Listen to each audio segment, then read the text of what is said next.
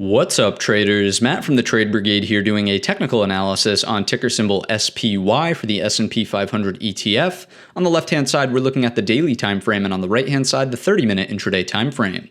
First things first, this will of course be an update. We talk about it extensively and in much more detail over on the main channel every Sunday and Wednesday, so the chart is already marked up. In last night's video for the midweek market update, we discussed the importance of the daily bar that closed underneath our support trendline. We discussed the fact that our higher lows were no longer really in effect from this perspective. And we also discussed the fact that we have highs, lower highs. We had a low, kind of had an equal low, at least coming into the Tuesday session or closing the Tuesday session. And now we firmly have a new lower low solidifying this short-term downtrend here. So it's not looking fantastic for the S&P 500 in the short term. Now, yes, if you were to scrunch up the chart, it would be hard to say that this is a firm downtrend, obviously moving from lower left to upper right. I'm not arguing that, but for the short-term outlook here, a number of significant bearish things have developed. Again, we have taken out and closed firmly below now the line in the sand of the weekly. Oops, let's redraw that one more time. Here we go. There's your weekly bull flag, essentially.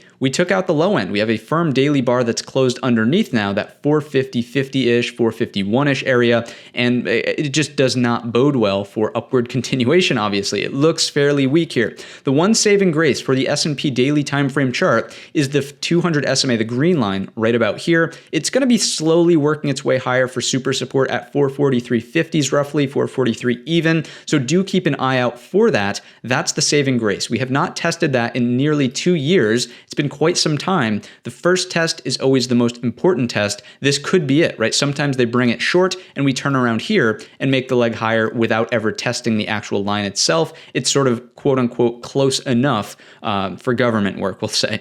Regardless, that's the only thing that could provide support here on the SPY daily. If this area does start to go, look out below. We've got room to fall into roughly 428, 430-ish area coming from this prior cluster of volatility from late, September, early October of last year. So outlook from the daily doesn't look fantastic. We can also read into the upper wick from today's session resisting and sort of being a little fake out move there on the dead cat bounce, right? Let's take a look at the 30-minute time frame just to assess that. And you can see at first it looked pretty solid. I mean, the internals this morning were pretty decent out of the open at least, and then they obviously deteriorated fast into the afternoon. The last hour of the day was really the most substantial here.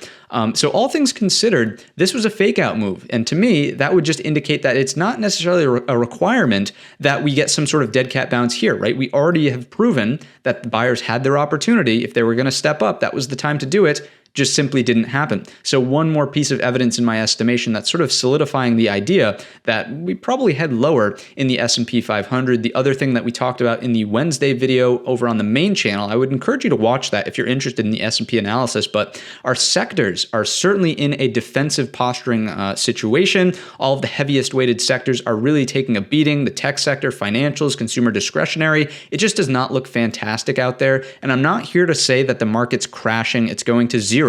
I'm just telling you the facts, right? It does not look good, and it looks like we could continue to sell off. The main thing I would continue to monitor in the S&P 500, and we'll leave it at this, is just the daily 200 SMA and 443.50. If this area holds, then fine. Look for consolidation, something maybe in here, then we'll determine the next leg after that.